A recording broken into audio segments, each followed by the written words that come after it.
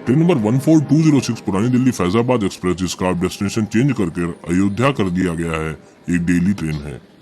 इसका rate sharing Padmaavat express के साथ होने के कारण कुछ लोग इसको पद्मावत एक्सप्रेस बोलते हैं, जबकि ऐसा नहीं है।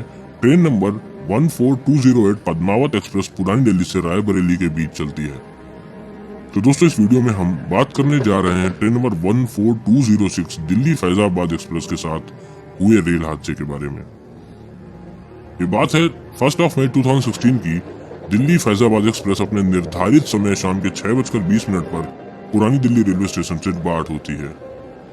सामान्यतः यह train Ghaziabad, Hapur junction, Moradabad junction, Bareilly, Shahjahanpur, Lucknow, Barabanki होते हुए अगली सुबह 7 बजे करीब फैजाबाद पहुंचती थी।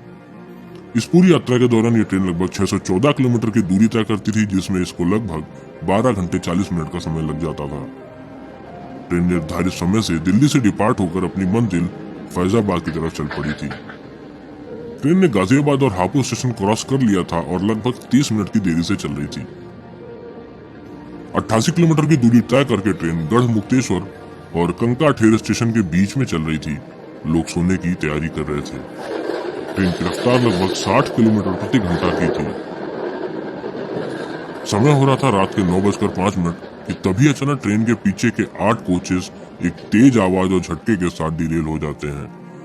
सोने की तैयारी कर रहे यात्री खुद को कोच में चारों तरफ बिखरा पाते हैं। जहां यह हादसा हुआ वो एक सुनसान इलाका था। औरतों और बच्चों की चीख पुकार से पूरा माहौल दर्दनाक हो जाता है। गनीमत तो ये थी कि रफ्तार ज्यादा न होने के कारण किसी की जान नहीं गई, और सरकारी आंकड़ों के मुताबिक गंभीर रूप से घायल हुए लोगों की संख्या 12 के करीब थी। वहीं अगर पुलिस रिपोर्ट्स की बात करें तो 100 से ज्यादा लोग सामान्य रूप से घायल हुए थे इस हादसे में। डिरेल हुए कोचेस में 2 sleeper, 4 AC coach, general coach और गार्ड वैन शामिल थे। अब बात ये उठती है कि आखिर यह हादसा कैसे हुआ था।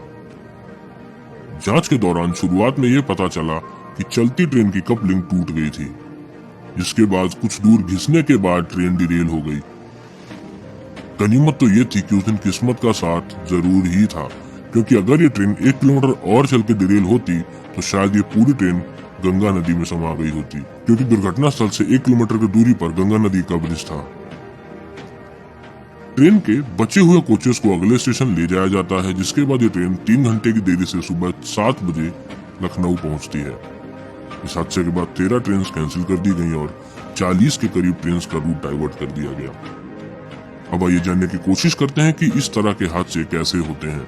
ट्रेन में कपलिंग के 2 काम होते हैं। एक तो इंजन से आ रहे पुलिंग फोर्स को इक्वली ट्रांसफर करते हुए ट्रेन को खींचना, और दूसरा काम होता है इंजन से लगे ब्रेक को एब्जॉर्ब करते हुए बैलेंस बनाए रखना।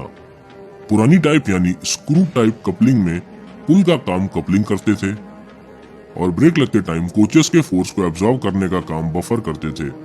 आज के एलएचबी कोचेस और गुड्स ट्रेन में सीबीसी कपलिंग का इस्तेमाल होता है, पर आईसीएफ कोचेस में मोस्टली आज भी स्क्रू टाइप कपलिंग ही देखी जाती है। हालांकि कुछ ऐसे रूट्स हैं जिनमें सीबीसी कपलिंग वाले आईसीएफ रेक्स भी ऑपरेट किए जा रहे हैं। मगर बात करें दुर्घटनाग्रस्त हुई गाड़ी की, तो इसमें स्क्रू टाइप कपलिंग का इस्तेमाल किया गया था। ट्रेन की कपलिंग टूटने के मुख्य कारण हो सकते हैं पुअर क्वालिटी के मेटल का इस्तेमाल, लंबे समय तक निरंतर इस्तेमाल करने से कपलिंग में आया फटीग, या फिर बहुत जोर का आया कोई झटका। अचानक कपलिंग टूटने से अमूमन ट्रेन्स में ऑटो ब्रेक्स अप्लाई हो जाते हैं, पर कभी कभी पीछे के कोचेस में थोड़ा सा समय लग जाता है ब्रेक्स अप्लाई होने में। इस केस में ट्रेन अलग होने के बावजूद ब्रेकिंग ठीक से नहीं हुई और ट्रेन डिरेल हो गई। जल्द ही दोस्तों हम लाने वाले हैं ट्रेन की कपलिंग से रिलेटेड एक वीडियो, जो आप इस चैनल में कुछ ही दिनों बाद देख पाएंगे। दोस्तों, इस तरह के किसी भी हादसे को देखकर लगता है कि मेंटेनेंस के मामले में रेलवे में अभी काफी सुधार की गुंजाइश है। अभी हाल ही में हुए बीकानेर गुवाहाटी एक्सप्रेस के हादसे में भी ये बात स्पष्ट सामने आई है। फिलहाल दोस्तों इस वीडियो में इतना ही। आशा करता हूँ आपको इस वीडियो में दी गई जानकारी पसंद आई होगी। अगर ये वीडियो अच्छा लगा है तो इसे लाइक करें, चैनल में नए हैं तो सब्सक्राइब जरूर से कर लें। अब मैं लेता हूँ इजाजत, जल्द ही मिलूंगा अपनी किसी और नई वीडियो नई केस स्टडी के साथ। तब तक के लिए जय हिंद, जय भारत दोस्तों।